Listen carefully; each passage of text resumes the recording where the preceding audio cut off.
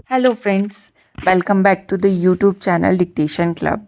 आज का डिक्टेशन आनंद मासिक पत्रिका से लिया गया है, जो कि लगभग 90 शब्द प्रति मिनट की गति से होने वाला है।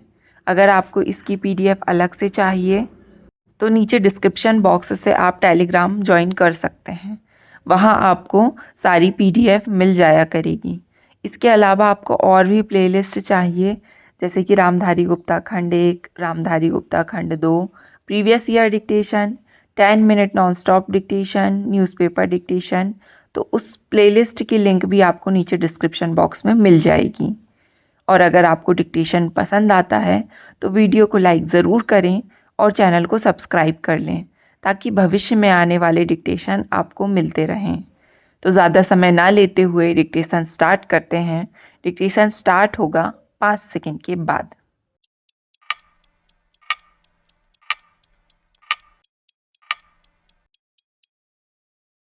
स्टार्ट।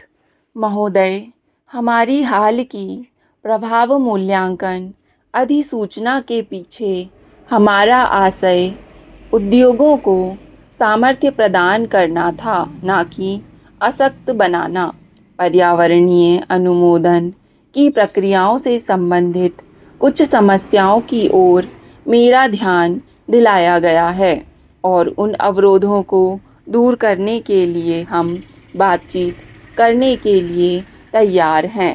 किंतु मैं अनुभव करता हूँ कि एक बार प्रभाव मूल्यांकन प्रक्रियाओं का मानकीकरण हो जाने पर और इसके प्रचलन में आ जाने पर उद्योग स्वयं ही यह अनुभव करने लगेंगे कि वस्तुतः यह बात उन्हीं के हित के लिए है।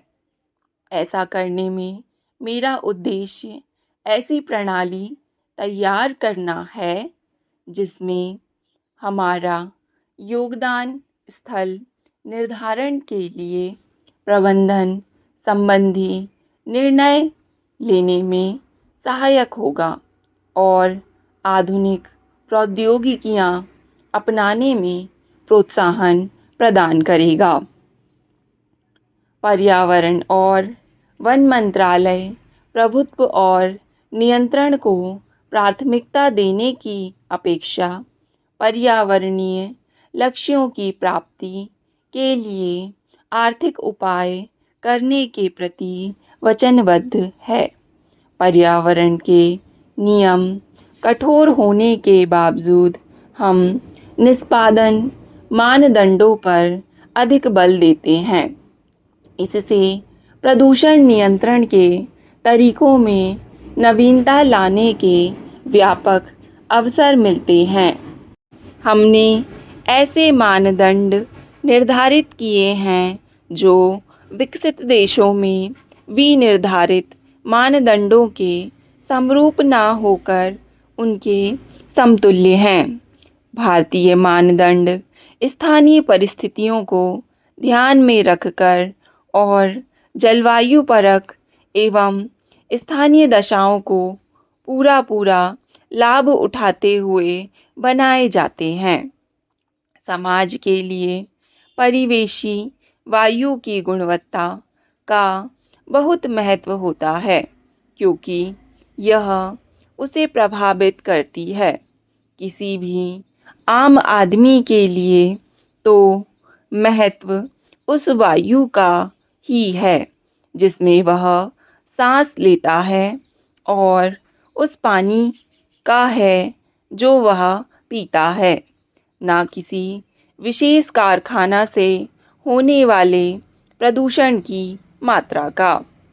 यदि अधिक प्रदूषण फैलाने वाला कोई कारखाना ऐसी जगह स्थित है जो अन्यथा गैर औद्योगिकृत क्षेत्र है, तो उससे वहाँ के परिवेशी प्रदूषण की मात्रा में अधिक वृद्धि नहीं होगी, जबकि कम प्रदूषण फैलाने वाली इकाइयाँ यदि ऐसे स्थान पर स्थित हैं जहाँ पर अनेक कारखाने हों, तो उनसे परिवेशी वायु एवं जल में प्रदूषण की मात्रा अधिक होगी। इसलिए कम औद्योगिक इकाइयों वाले क्षेत्रों की अपेक्षा अधिक औद्योगिक इकाइयों वाले क्षेत्रों में स्थित विनिर्माण यूनिटों के लिए अधिक कड़े मानदंड बनाए जाने चाहिए। महोदय, पर्यावरणीय गुणवत्ता को बढ़ाने के लिए प्रोत्साहन देने के विचार को सुदृढ़ बनाने के उद्देश्य से हमने इको मार्क योजना की शुरुआत की है। प्रारंभ में तो कुछ कठिनाइयों का सामना करना पड़ा, किंतु अब यह सुचारू रूप से चल रही है। मेरा अनुरोध है कि आप इससे लाभ उठाएं। यदि आप इसे नवीन दृष्टिकोण से देखें तो आप पर्यावरण संरक्षण के प्रति अपनी वचनबद्धता का प्रयोग अपने ही आर्थिक लाभों के लिए कर सकते हैं। प्रदूषण नियंत्रण में आपके द्वारा किया गया योगदान आपके उद्योग के विस्तार के लिए निवेश के रूप में काम करेगा। हमारा देश एक ऐसा विकासशील देश है जिसकी अधिकांश जनसंख्या गरीबी की रेखा से नीचे रहती है। अतः हमें पर्यावरण और विकास के दावों के बीच होने वाले संघर्ष का सामना करना पड़ता है। मेरा सदैव यही प्रयास रहा है कि इस संघर्ष को उग्र बनाने के बजाय यथासंभव कम किया जाए। हमारी पर्यावरण नीतियों को विदेश से, संसद से, यहाँ तक कि आम आदमी से जो जबरदस्त समर्थन प्राप्त हुआ है, उसके प्रति मैं हार्दिक रूप से धन्यवाद देता हूँ। किंतु जैसा कि मैं पहले कह चुका हूँ, संरक्षण की भावना भारतीय प्रकृति में न केवल परंपराओं में बंधे हुए गांवों में बल्कि शहरी क्षेत्रों में भी प्रत्येक के हृदय में बसी हुई है। अपशिष्ट पदार्थों का पुनर्चक्रण करना भारतीय जीवन की पद्धति है।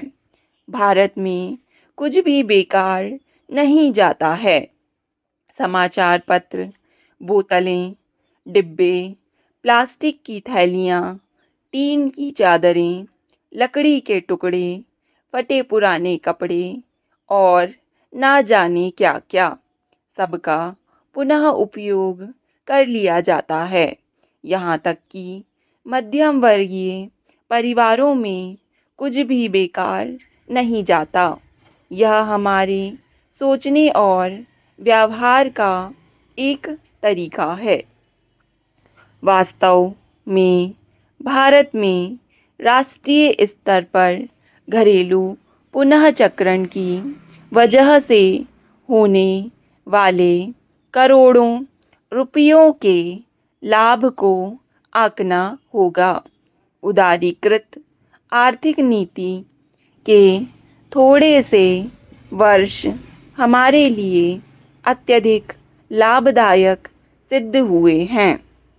इसमें विदेशी मुद्रा में अभूतपूर्व वृद्धि हुई है।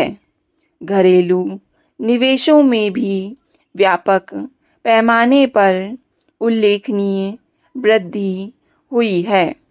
हमारे शेयर बाजार में तेजी आई है। लोगों ने पूरे उत्साह एवं विश्वास के साथ अपनी प्रतिक्रिया व्यक्त की है।